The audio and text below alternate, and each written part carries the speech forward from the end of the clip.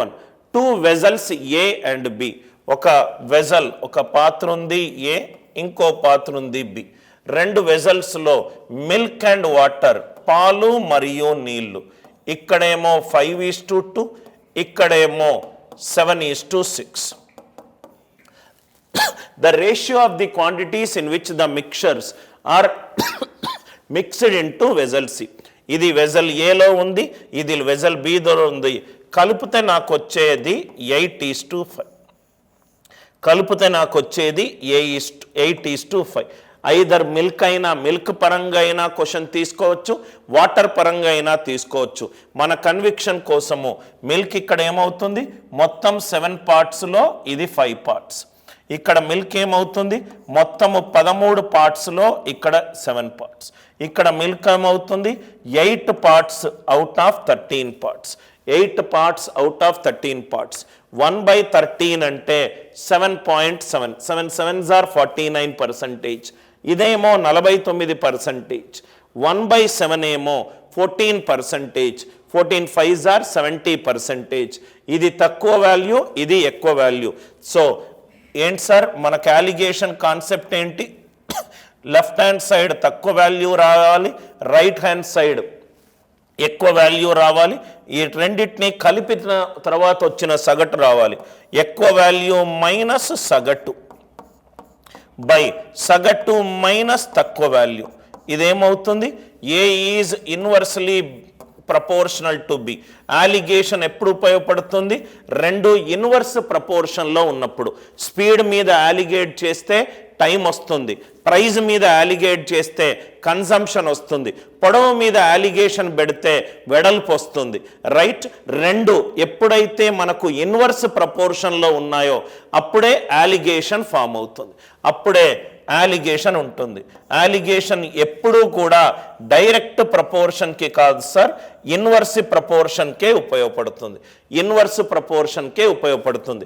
ఇది తక్కువ వాల్యూ, ఇది ఎక్కువ వాల్యూ, ఇదేమో సగటు. సో తక్కువ వాల్యూ ఏమో 7/13, ఎక్కువ వాల్యూ ఏమో 5/7. కలిపితే నాకు వచ్చేది 8/13. కలిపితే నాకు వచ్చేది 8/13. కలిపితే నాకు వచ్చేది 8/13. అయిపోయింది సార్ ఆన్సర్. ఇక్కడ 13 7 ఉంది కాబట్టి మొత్తాన్ని ఎల్సిఎం ఆఫ్ రైట్ హారం తోటి లబ్ధం చేయండి. 7/13 into 91. 13 7s are 91. 7 7s are 40. 7 13 91, 13 5 65, 13 7 91, 7 8 56. అంటే ఇదేమో 9, ఇదేమో 7. 9:7. ఇది 9, ఇది 7. క్వశ్చన్ ఏమో ఇది ఈస్టు ఇది అన్నాడు కాబట్టి ఆన్సర్ ఎంత, 7:9. ఆన్సర్ ఎంత, 7:9. Are you all with me? I hope the idea it is very much clear. నేను కొన్ని ఇంపార్టెంట్ పాయింట్స్ మధ్యలో క్లాస్లో చెప్తాను, అది చాలా ఇంపార్టెంట్గా నోట్స్లో అబ్జర్వ్ చేసుకోండి సార్. ఇక్కడ milk 5 parts out of 7 parts, ఇక్కడ milk 7 parts out of 13 parts, ఇక్కడ milk 8 parts out of 13 parts. ఇదేమో తక్కువ వాల్యూ ఉంది, 1/13 అంటే 7%, ఇది 49%. 1/7 అంటే 14%. 14 5s are 70.